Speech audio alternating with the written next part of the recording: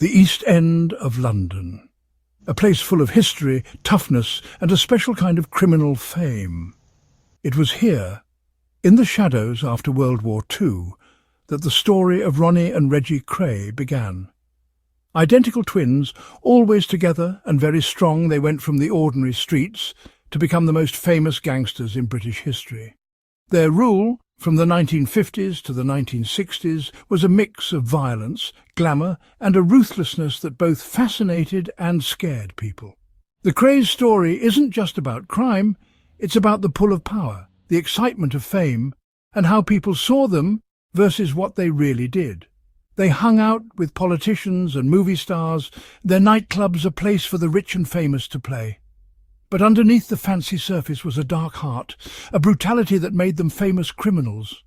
Their names meant fear, their reputation spreading like a cold wind through the streets they ruled. To make the Krays angry was to ask for revenge, quick and total. They seemed untouchable, their empire built on loyalty, fear and silence that protected them for years. This is the story of Ronnie and Reggie Kray, not to praise their crimes, but to look at the dark side of ambition, how attractive power can be, and why people are so interested in those who live and die by their own violent rules. Ronnie and Reggie Kray were born on October 24, 1933, to a working-class family in Bethnal Green, East London. They lived in small apartments on streets damaged by bombs, with the struggles of post-war life all around. Their dad, a street seller, taught them to be fiercely loyal to family, a value that would later be important to their criminal gang. From a young age, the twins were naturally athletic and liked to fight. Boxing became their way to deal with anger and show they were tough on the rough streets where they grew up. They were great in the ring, becoming known as strong fighters, a reputation that would soon grow bigger than boxing. They were called to serve in the army, a different kind of fight. But the twins' rebellious nature and dislike of authority showed quickly. Their time in the army was short, filled with disobedience and time in military jail, making them care even less about rules. Back in regular life, the Krays were drawn to London's growing criminal world. The East End, with its pubs, clubs and illegal gambling, was a good place for their criminal plans. They quickly became powerful, their reputation as fighters bringing in loyal followers. The twins' early crimes were bold, making them stand out. Robbery, protection rackets and violent attacks became their business, their reputation for ruthlessness growing with each success. The start of the Firm was happening, a criminal group that would soon control London's underworld. The 1950s saw the Kray twins go from small-time crooks to major criminals. Their gang, called the Firm, grew quickly, attracting enforcers, thugs and other criminals, all wanting easy money and power from the twins. The Firm was brutally efficient, reaching into every part of London's criminal world. Protection rackets made them a lot of money, forcing businesses to pay for protection they didn't want from the very people threatening them. Those who refused were quickly and violently punished, their businesses wrecked. Gambling dens and illegal nightclubs thrived under the Firm's control, offering a place for bad behaviour. The twins' reputation for violence was their best tool, making sure everyone obeyed and scaring anyone who challenged them. But the Krays wanted more than just regular crime. They wanted to seem respectable, to hide their criminal activities. They invested in nightclubs and pubs, making them glamorous places that attracted celebrities, politicians, and even rich people, all wanting a taste of the dangerous excitement around the Kray twins. The 1960s saw the Krays at their most powerful. Their nightclubs, like the Double R Club, became symbols of the swinging 60s, attracting a mix of glamorous people, athletes and famous entertainers. The twins, always dressed well and very charismatic, moved easily among their famous customers, looking like charming rebels, generous and kind. Newspapers and magazines loved the story. The Krays, experts at manipulation, knew how to use the press, carefully creating their public image. They were seen as local boys who did well, generous to their community, like Robin Hoods. But behind the charm was a scary truth.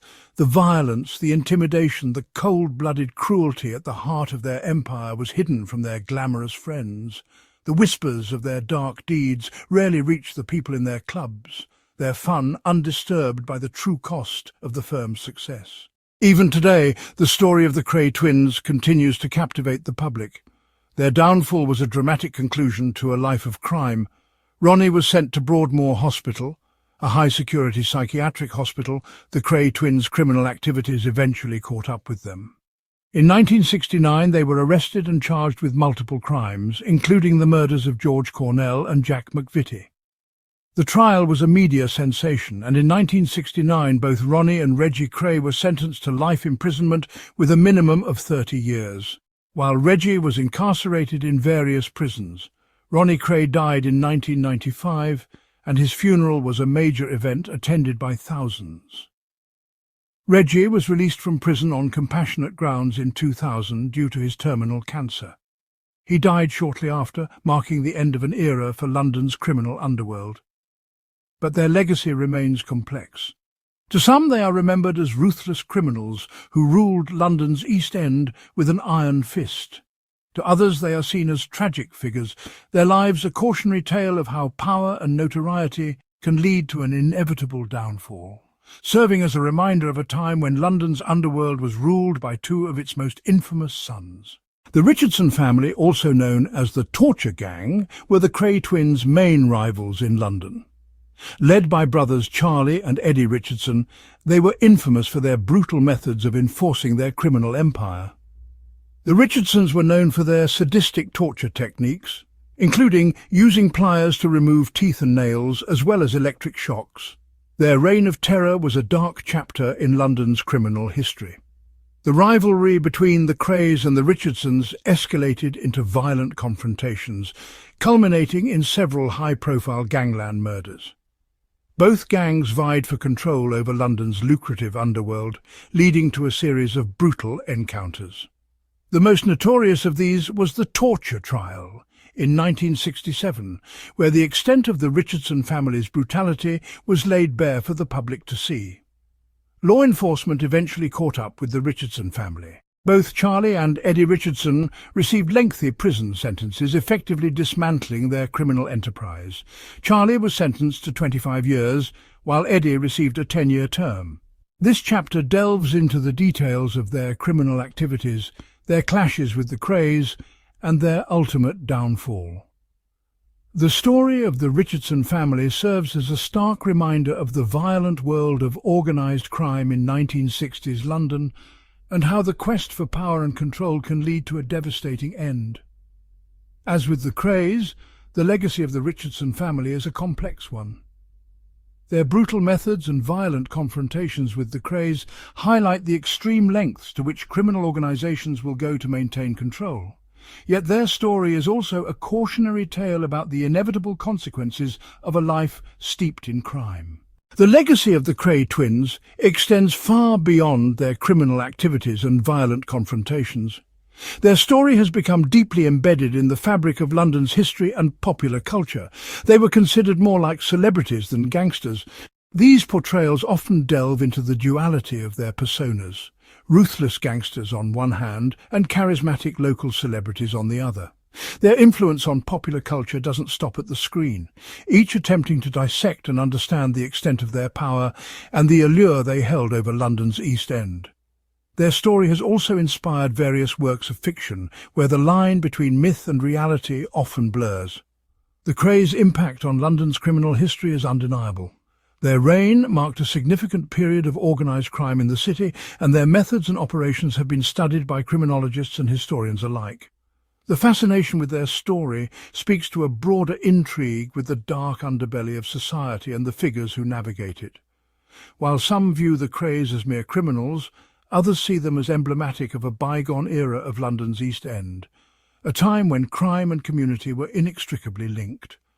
Their legacy is a testament to the enduring human interest in stories of power, control, and the stark consequences that follow. In the end, the Kray twins' story is a reminder of the complexities of human nature and the far-reaching impact of a life of crime. Their legacy, though controversial, continues to captivate and intrigue, ensuring that the names Ronnie and Reggie Kray will not soon be forgotten. Please like, comment and subscribe to my channel.